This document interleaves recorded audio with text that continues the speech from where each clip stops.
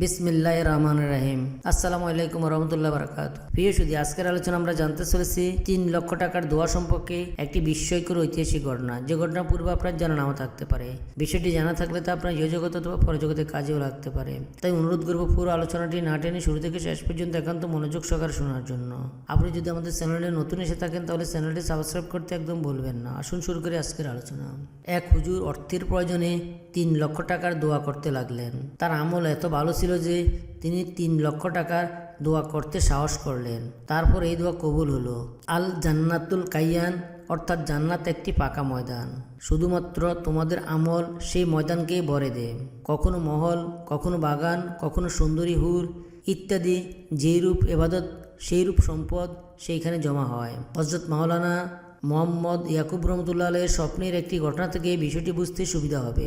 হযরত মাওলানা ছিলেন কাশফওয়ালা বুজুর্গ, একজন কামিল ওলি। যারা মুহাক্কিক আলেম তারা অধিকাংশই মজ্জুব হয়ে থাকেন। হযরত মাওলানার মধ্যেও সেই রকম মজ্জুবিয়াতের শান বিদ্যমান ছিল। যখন যে ধারণা জাগে তখন তাই করতে লেগে যান। কেন করছেন, কী প্রয়োজনে করছেন তাও জানেন না, শুধু মনে লেগে থাকে তাই করে যাচ্ছেন। মজ্জুবগণের অভ্যাসে এইরকম। একবার রাতে হঠাৎ কি এক ধারণা জন্মালো। তিনি তখন 3 লক্ষ টাকার জন্য দোয়া করতে লাগলেন, ইয়া আল্লাহ, আমাকে 3 লক্ষ টাকা দান করুন।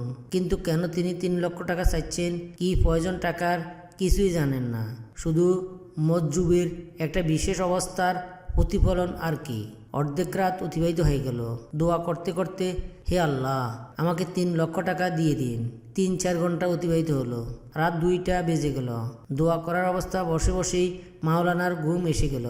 স্বপ্নে দেখেন সাদা রঙের একটা বিরাট অট্টালিকা, কয়েক মাইল পর্যন্ত বিস্তৃত সেই সাদা মহলটি। এত সাদা যেমন দুধ সাদা হয়ে থাকে, যেন একটা মনোমুগ্ধকর হোয়াইট হাউস বানিয়ে রাখা হয়েছে। তার উপরে প্রতিটি দেয়ালের দ্বারে দ্বারে মণিমুক্তা খচিত করা হয়েছে।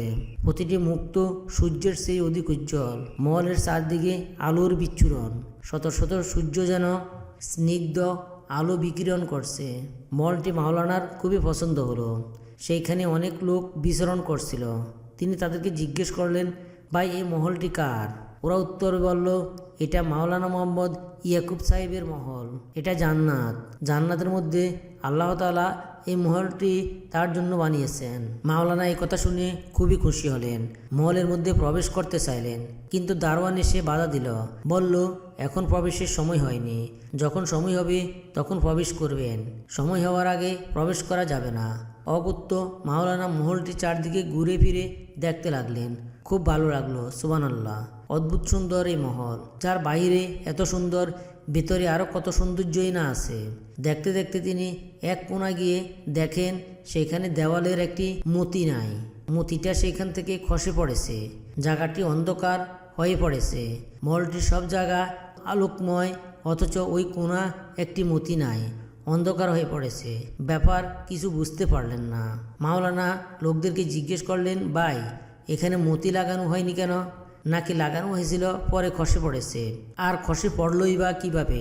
লোকেরা বলল, মাওলানা মোহাম্মদ ইয়াকুব সাহেব আল্লাহ তাআলার কাছে 3 লাখ টাকা চেয়েছেন। তাই আল্লাহ হুকুম দিয়েছেন যে মহলের একটি মতি খুলে পাঠিয়ে দাও।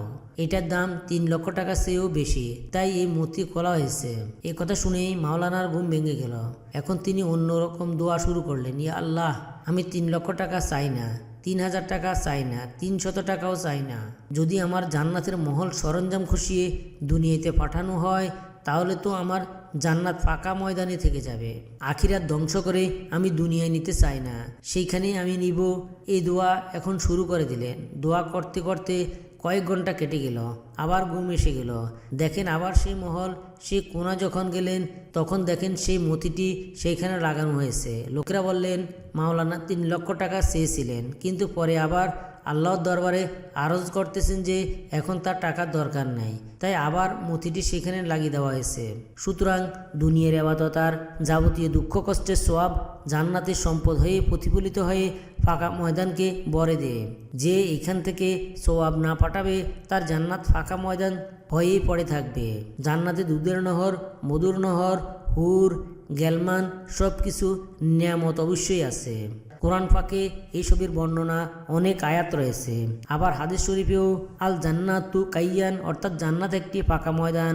এর তাৎপর্য হলো যেমন আমাদের দেশের ময়দানে লোহার খনি আছে, তামা আছে, পিতল আছে, এমনকি সোনার খনিও আছে, সকল সম্পদে আছে, কিন্তু তবু ফাঁকা ময়দান, কারণ আমরা সেইগুলির উত্তোলন করি না।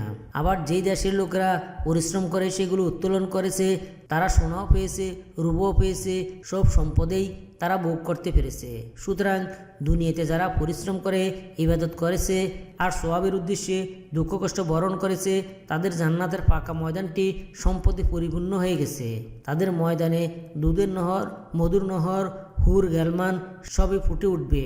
সম্মানিত সুধী, 3 লক্ষ টাকার দোয়া সম্পর্কে এই ছিল আমাদের আজকের সংক্ষিপ্ত আলোচনাটি যদি আপনার সামান্যতম ভালো লেগে থাকে তাহলে আপনার মন থেকে একটি লাইক দিতে পারেন। আপনার বন্ধু বান্ধব ও নিকটজনকে জানাতে এই ভিডিওটি শেয়ার করতে পারেন। নিয়মিত এই ধরনের আরও ভিডিও পেতে সাবস্ক্রাইব করে আমাদের সঙ্গে থাকার বিনীত অনুরোধ রইল। আসসালামু আলাইকুম রহমতুল্লাহ বারাকাতুহু।